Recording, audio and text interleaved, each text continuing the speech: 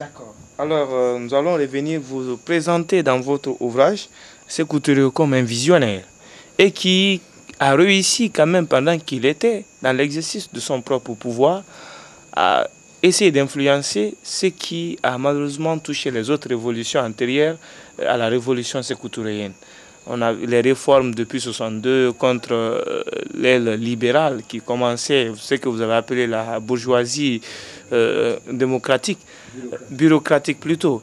Mais en 84, Sékou Touré aussitôt mort, le PDG aussitôt mort.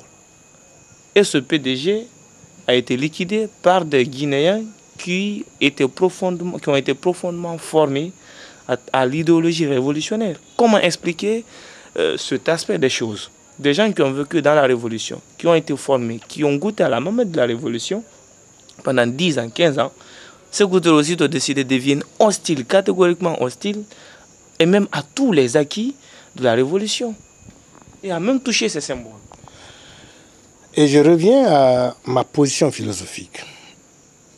Ce qui m'intéresse, c'est les déterminations, c'est les dynamiques structurales, c'est les dynamiques sociales, politiques et autres. Pour moi, Sékou Touré, c'était un porteur de dynamique.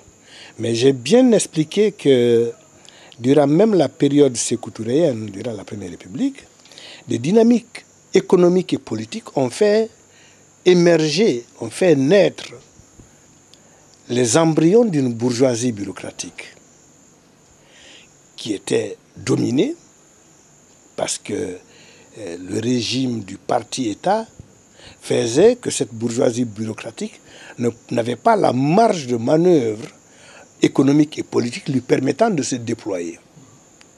Sékou Touré meurt, les limites de ce déploiement, les barrières à ce déploiement sautent, y compris sous l'effet des programmes d'ajustement structurel. C'est pour ça que le chapitre qui suit, je l'ai appelé « Rupture et continuité ». C'est-à-dire qu'il y a une rupture du point de vue du régime politique, mais la bourgeoisie bureaucratique qui avait été dominée par l'appareil du parti-État sous Sékou Touré, n'ayant plus de barrières et étant mieux positionnée pour toutes sortes de raisons face au programme d'ajustement structurel, cette bourgeoisie bureaucratique devient dominante. Elle devient dominante. Donc le PDG était en train de mourir au temps de Sékou Touré. Et donc la révolution, la dynamique révolutionnaire de Sékou Touré redevient dominée. En philosophie, il n'y a pas de disparition totale. Elle redevient dominée.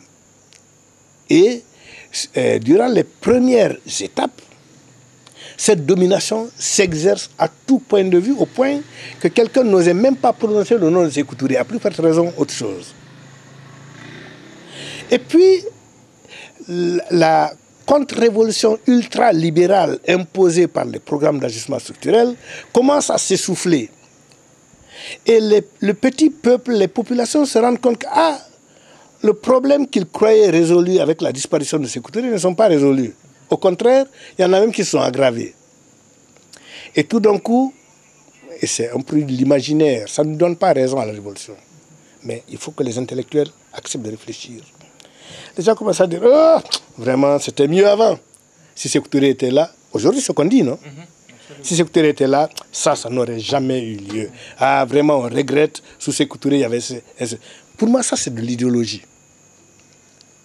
C'est une façon de refuser d'affronter les défis de notre temps en se réfugiant dans un passé dont les éléments doivent être capitalisés mais dépassés.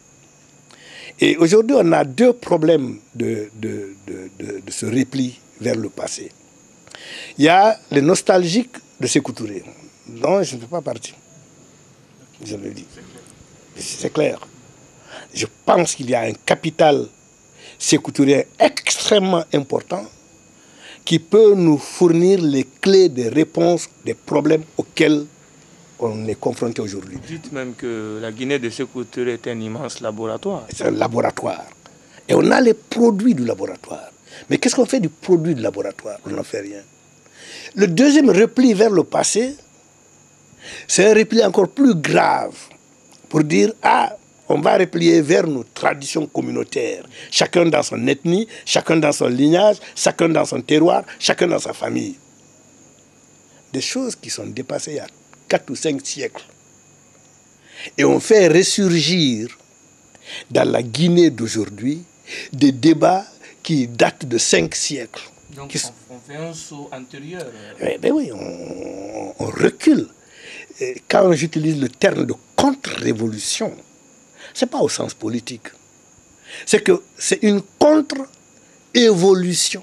On évolue en sens contraire au lieu d'affronter les défis de la cohabitation, de la modernisation, de l'ouverture, de l'identité, de la cohésion nationale, de l'intégration panafricaine.